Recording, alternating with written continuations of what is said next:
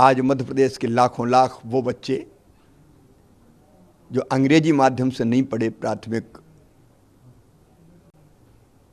शिक्षा में, उनकी ज़िंदगी में एक नया सवेरा हो रहा है। प्रतिभाशाली होने के बाद भी केवल अंग्रेजी का ज्ञान ना होने के कारण वो कुंठित होते थे, प्रतिभा को प्रकट नहीं कर पाते थे, हीन भावना से ग्रसित होते थे। और कई तो ऐसे कि मेडिकल कॉलेज में एडमिशन हो गया लेकिन अंग्रेजी के मकर जाल के कारण पढ़ाई छोड़ देते थे। और सोचो उन बच्चों की जो गरीबों के बच्चे हैं, जिनको अंग्रेजी माध्यम में पढ़ना नसीब नहीं हुआ, निम्न मध्यम वर्गीय बच्चों के बच्चे, हमारे अनुसूचित जाति जनजाति के बच्चे, आज उनकी ज़िंदगी में एक नया प्रकाश फैलाने अमित शाह जी आ रहे हैं। हिंदी में मेडिकल की पढ़ाई की किताबों का विमोचन करने के लिए आज का दिन इतिहास में स्वर्ण अक्षरों में लिखा जाएगा।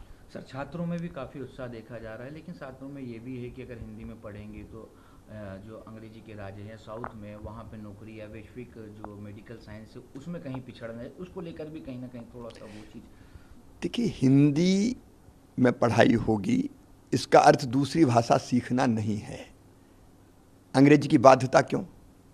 और फिर हिंदी भाषी राज्यों का इतना बड़ा क्षेत्र है, वो डॉक्टर वहाँ रह सकते हैं, वो बाद में चाहे अंग्रेजी सीख सकते हैं, लेकिन पढ़ने के लिए अंग्रेजी चाहिए। ये अंग्रेजी के गुलाम हम क्यों बने?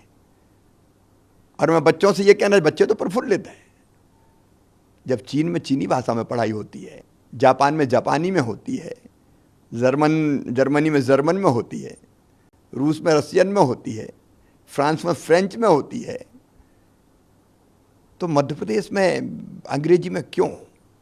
जब वहाँ के बच्चे अपनी प्रतिभा का प्रकटीकरण अपनी भाषा में करके दुनिया में शीर्ष पदों पर तक पहुँचते हैं, तो हमारे बच्चे क्यों नहीं पहुँच सकते?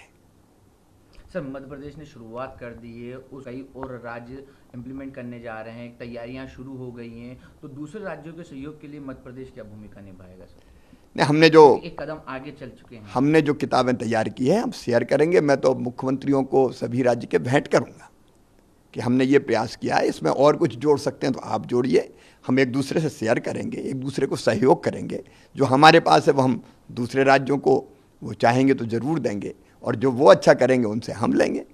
सर, मेडिकल की उसकी पढ़ाई तो हिंदी में अभी शुरू हो रही, अब आगे का क्या मतलब है, नवाचार करने की आपकी आदत? हम अंग्रेजी की गुलामी से मुक्त करेंगे पूरी तरह से शिक्षा को।